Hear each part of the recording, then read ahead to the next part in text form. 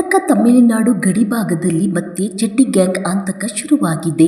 ತಮಿಳುನಾಡಿನ ಹೊಸೂರು ಸಮೀಪ ಆಗಸ್ಟ್ 16ರಂದು ಮಧ್ಯರಾತ್ರಿ ಅನುಮಾನಾಸ್ಪದವಾಗಿ ಓಡಾಡಿದ ಕಳ್ಳರ ಗುಂಪೊಂದು ಮನೆಗಳಿಗೆ ನುಗ್ಗಲು ಯತ್ನಿಸಿರುವ ಘಟನೆ ನಡೆದಿದೆ.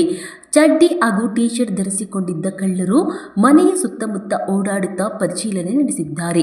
ಬಳಿಕ ಮನೆಗೆ ನುಗ್ಗಲು ಯತ್ನಿಸಿರುವ ದೃಶ್ಯಗಳು ಮನೆಯೊಂದರ ಸಿಸಿಟಿವಿ ಕ್ಯಾಮೆರಾದಲ್ಲಿ ಸೆರೆಯಾಗಿದೆ. ಕಳ್ಳರ ಚಲನವಲನ ದೃಶ್ಯಗಳು ಇದೀಗ ಸಾಮಾಜಿಕ ಜಾಲತಾಣಗಳಲ್ಲಿ ಹರಿದಾಡುತ್ತಿದ್ದು, ಗಡಿಭಾಗದ ಜನರಲ್ಲಿ ಆತಂಕ ಹೆಚ್ಚಾಗಿದೆ. ಮಧ್ಯರಾತ್ರಿ ವೇಳೆ ಮನೆಗಳ ಬಳಿ ಅನುಮಾನಾಸ್ಪದ ವ್ಯಕ್ತಿಗಳು ಓಡಾಡುತ್ತಿರುವುದು ಕಂಡುಬಂದರೆ ತಕ್ಷಣ ಪೊಲೀಸರಿಗೆ ಮಾಹಿತಿ ನೀಡುವಂತೆ ಸ್ಥಳೀಯರಿಗೆ ಸೂಚಿಸಲಾಗಿದೆ.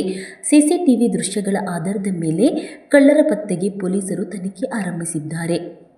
ಗಡಿಭಾಗದಲ್ಲಿ ಇಂತಹ ಕಳ್ಳರ ಹಾವಳಿ ಹೆಚ್ಚಾಗುವ ಆತಂಕದ ಹಿನ್ನೆಲೆಯಲ್ಲಿ ರಾತ್ರಿ ವೇಳೆ ಜನರು ಎಚ್ಚರಿಕೆಯಿಂದ ಇರುವಂತೆ ಪೊಲೀಸರು ಹಾಗೂ ಸ್ಥಳೀಯರು ಮನವಿ ಮಾಡಿದ್ದಾರೆ.